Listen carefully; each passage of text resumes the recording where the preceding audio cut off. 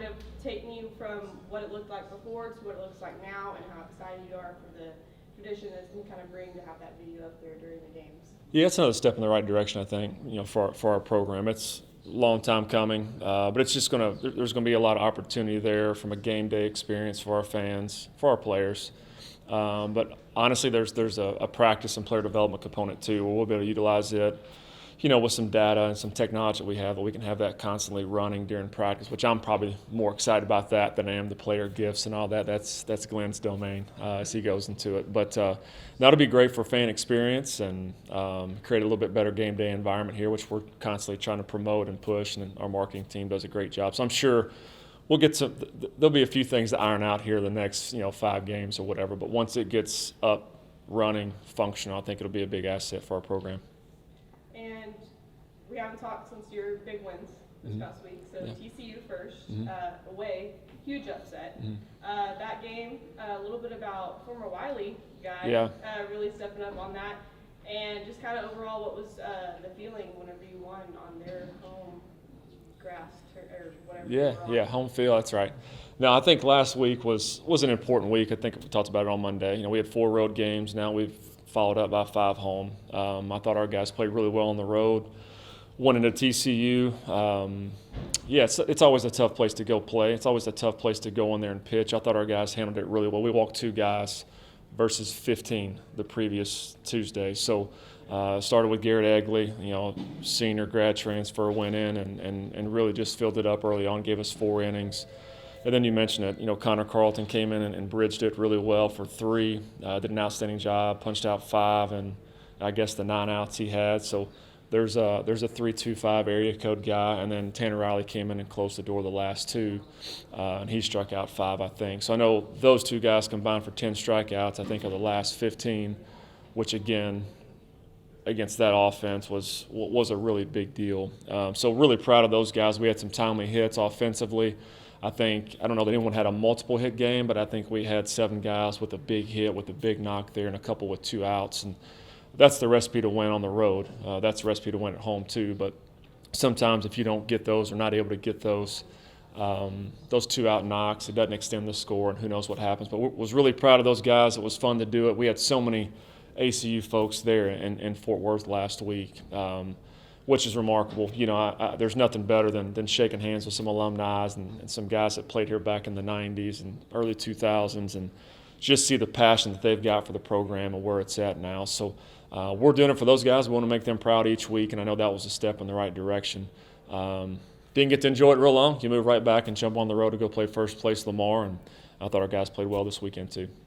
That's kind of what I wanted to talk about is also there was a guy out for Lamar that Schnell.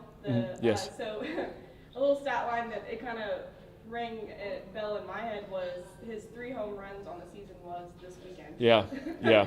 So by chance that happened, but you definitely picked up where you left off from the first game. Second game was where that home run happened. Yeah.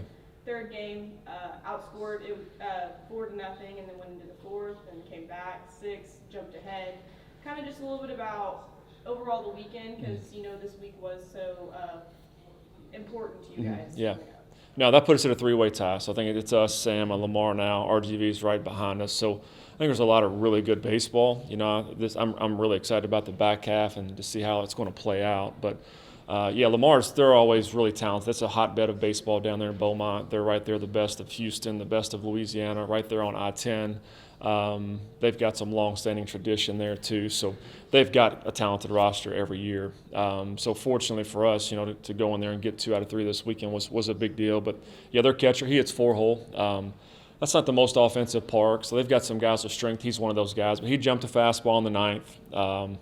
He jumped a fastball in the 8th, and then yesterday, we tried to pitch him a little bit harder, a little bit better, and he jumped one out there on Glaze in the first 2. So he had a good weekend. That happens sometimes. We've certainly had some guys that have done that too. But you could take 3 pitches back, then that probably erases, I think, what it ended up being 8 runs on the weekend. So he had a great weekend, but some of our guys did too. I think when we look at just the whole body of work, we try to pride our team in humility, energy, and toughness. I think all 3 of those were on display last week. The humility of a big road win on Tuesday night and not getting prideful and not not blown out of proportion. It's another win, right? And then I think the energy to kind of show back up on Friday. It's tough to win on Fridays. Lamar was 6-0 on Fridays. That was the first time their starter had been beat all year. So I was proud of our guys for that. And a 3-2 really close game. I can't remember the final score. I think it was, so anyway, I can't remember what it was, but something like that. And then, just the toughness yesterday that you get punched first, and then we respond in the third, and then we just really outplayed them down the back stretch. So great weekend, sets up another opportunity this week. And we've got Air Force coming in tomorrow, which will be a really good club. We're excited. There's a lot of things going on here to kind of promote the community from that standpoint with Dias here. And, so they'll be here tomorrow night, 6 o'clock, and then we've got a 3 o'clock game with those guys that help them get out of town on Wednesday. So, and then we got Sam here this weekend. So fun week ahead. Last thing for me, you did say that these next 2 weeks were going to be kind of what painted a picture for the rest of the season. So with Sam Houston being this weekend that you're hosting, I know you have Air Force, but looking into conference-wise, you have Sam Houston coming up that is in the 3-way tie with you. So what is that game going to look like, the matchup? Because it is very well matched. Yeah. No, I think when you look, they've got a really good club. Same story. A lot of tradition down there.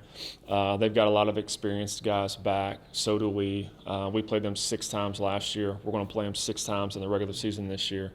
So it's going to be who controls the strike zone the best, who does the simple things. They're a talented roster. I feel like we've got a talented roster who can go out there and fill it up, and who can go out there and 2-strike pressures. And the same things we talk about every single day, they'll apply this weekend.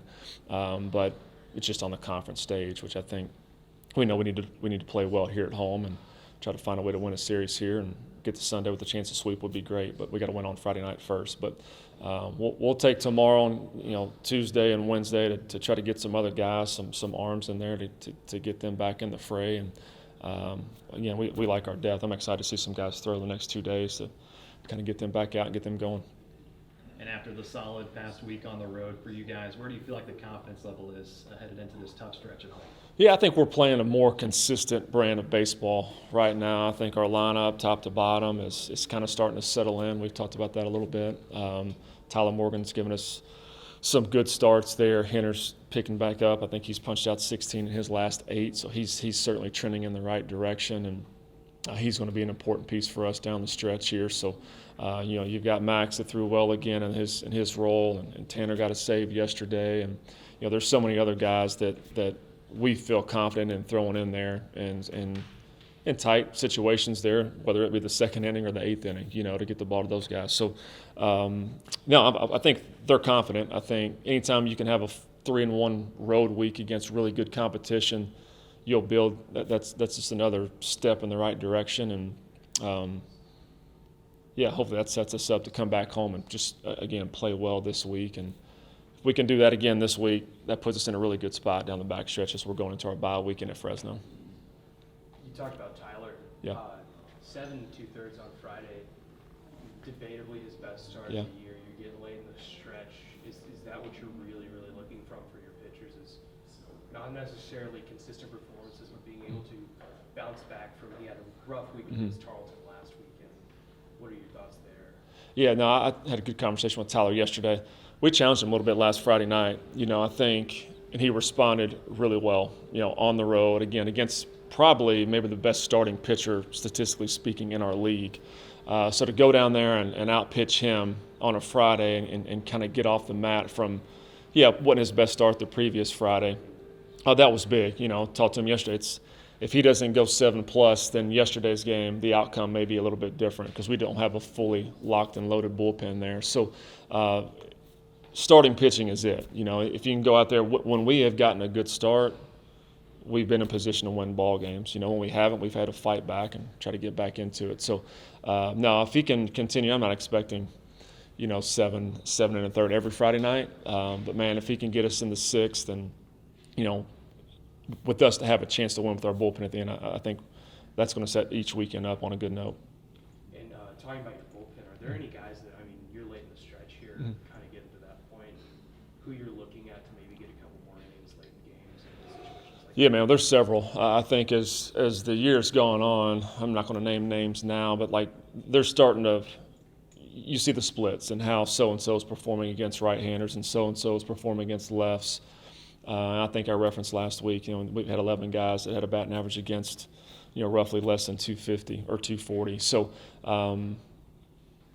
again, that's kind of our job as a staff to put them in those positions. And you saw a little bit of that this weekend, as we go through it. Stam, Air Force, they're going to have some lefts and some rights and some dynamics and try to put the puzzle together with those guys, and who's going to match up well at certain moments will be big. So, now we've got a bunch of guys that did not throw this weekend that again, I'm excited to get back out there tomorrow night and let those guys settle back in. So, I'd miss someone if I named some names.